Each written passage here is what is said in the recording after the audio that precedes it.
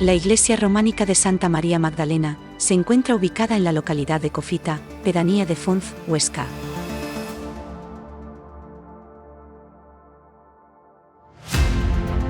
El edificio está construido con sillares de piedra arenisca rojiza. En su fachada sur se abren dos ventanales con derrame doble, mientras que en el ábside encontramos una sola. Algunos sillares, repartidos por todo el edificio, muestran marcas de cantero y además, en la fachada sur, se localizan 3 sillares con dibujos incisos en la piedra que representan figuras de caballeros relacionados con el temple.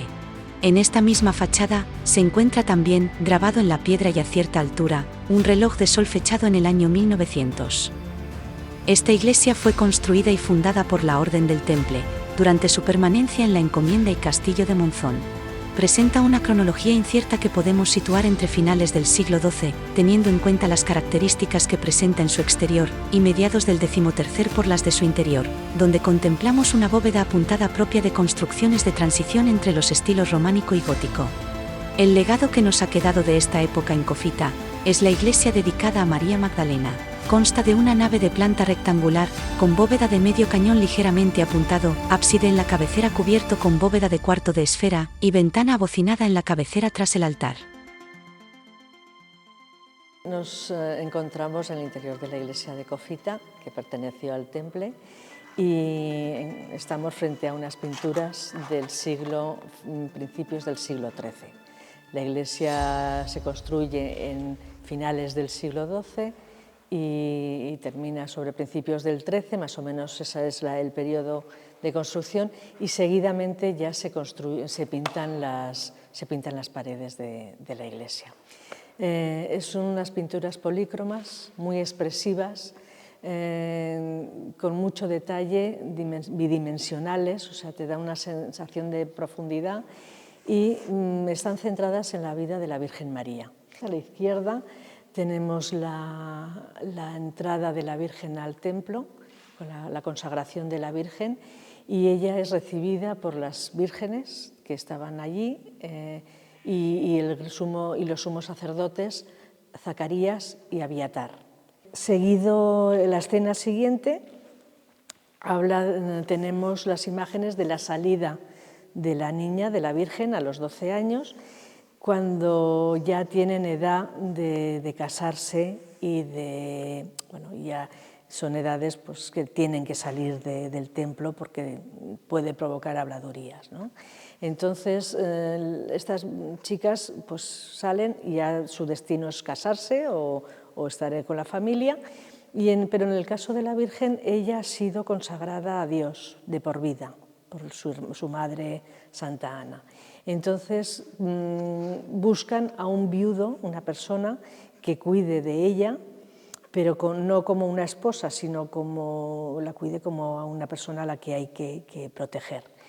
Y convocan a los viudos de la zona. Entre ellos viene José, un viudo de 90 y tantos años. Bueno, pues el sumo sacerdote, en este caso viene representado ya solo Zacarías, pide las varas de cada uno de estos viudos y piden a Dios que dé una señal de cuál es el elegido para la Virgen. Bueno, pues el elegido al final es San José, que al serle entregado el báculo o la vara, aparece una paloma blanca que vuela sobrevuela sobre ellos y sube al cielo.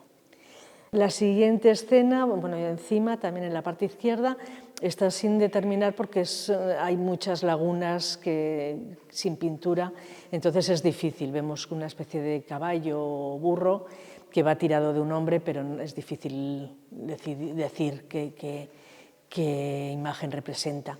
Pero seguido a ella sí que nos encontramos a la Virgen María con el niño en brazos saludando a otra mujer con otro niño en brazos. Y leyendo los apócrifos nos hablan de que la Virgen María, al volver de Egipto, tras la huida de Egipto, pasan por cerca de la casa de Isabel y entran a saludar.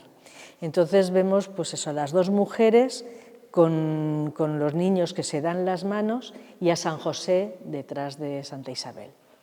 En la columna de la iglesia hay otra imagen que esa representaría a la matanza de los santos inocentes. Vemos al rey que mira cómo están matando a los niños y el diablo que le está susurrando al oído con el propósito de matar al niño Jesús.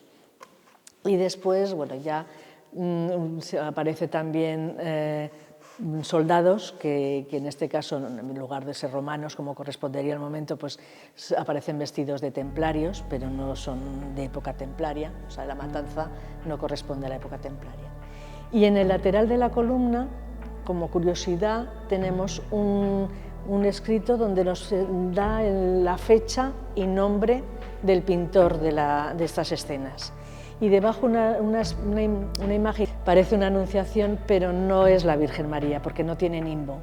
Por lo tanto, eso ya se descarta. Sí que aparece con sayas largas, pero parece más un nombre que podría tratarse de la persona que paga o que costea todas las obras de la iglesia, o por lo menos de la pintura de esta iglesia.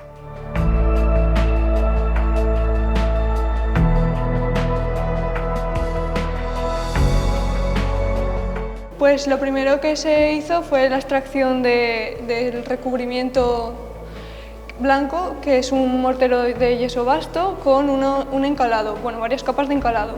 Lo que se hacía era mecánicamente con un cincel de punta de huidia, que es más dura y se controla mejor, y con un martillo a método de cincel, o sea, de percusión. Y quitábamos el recubrimiento. Como la capa de preparación de la policromía es en algunas zonas muy finas, como por aquí, o en algunos casos incluso estaba muy descohesionada, se tuvo que ir inyectando para consolidar la policromía y que no se perdiera, porque en algunos casos apuntaba a desprendimiento total de la policromía. Posteriormente se hizo una limpieza mecánica muy puntual de la policromía, eliminando los blancos del yeso. Y lo que también se hizo fue una reintegración cromática y estructural en las juntas. Se hizo un sellado de juntas, que se puede ver aquí en esa grieta, y luego en los bordes del picado que tiene toda la policromía.